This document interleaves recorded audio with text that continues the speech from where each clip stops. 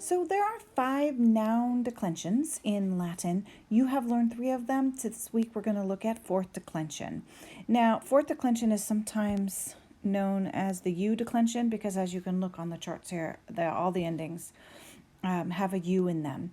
Now, then the fourth declension endings look a little bit like third declension. You can see some ibus here and some right, so a little bit like third declension. So pull out your chart books, turn to the noun page, fill in these endings. So US, or the U with the short, meaning doesn't have a macron on it, is kind of an sound, and U with a macron is kind of an oo sound. So it would be us, us,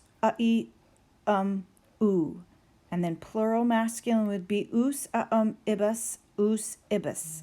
And then fourth declension neuter, nominative singular, start with the singular is oo, oos, oo, oo. And then plural would be ibus, ua, ibus.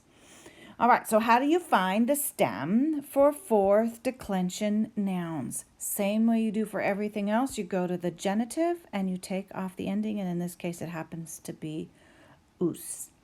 Now, there are only a couple of feminine neuter nouns in fourth declension. If you needed to do feminine, this would be the feminine ending here, but they don't call them feminine for the most part because they're just kind of like a pain word. You just got to know them. There is a few neuter, and the neuter endings are different, which is why there's a different chart.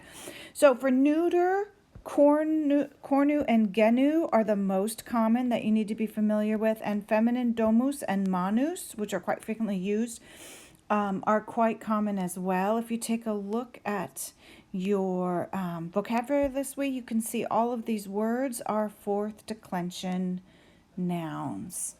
All right, so domus is an irregular noun. Not only is it feminine in a declension that does not have many feminine words, but it's irregular in other ways as well.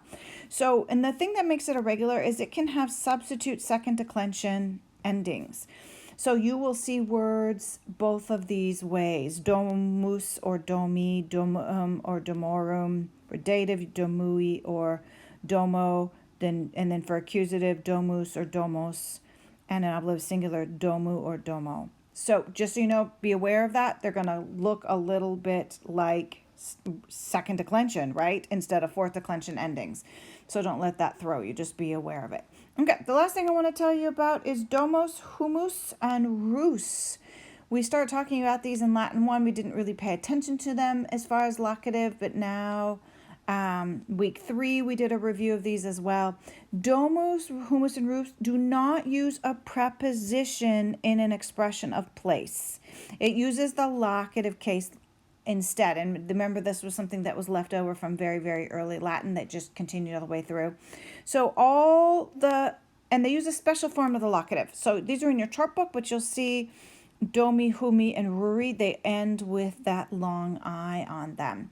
So they don't use a preposition in motion towards or motion away from, which you've heard as place at which, or place to which, or place from which. You're still going to use the ablative or accusative as if you were using the appropriate preposition, but you'll leave out the preposition. So if I said, I want to go home, normally to, right, to go to, actually to right here, basically it's go to home, right? We're not going to use that. You can see that it's in the gray here. But it still has to be in the right case, right? Odd plus the accusative. So you still have to use the accusative case of domen. I want to go to college away from home. Again, here is what we normally would make a preposition. It doesn't take one. That's what it looked like if it was there. It's not there. You can see it's grayed out. I want to live at home. At normally is a pud plus the accusative, right? We're not going to put it in here, but we need to take the accusative ending, the locative ending there. So it's a easy thing. Just pay attention. Go back to your notes. Simple this week.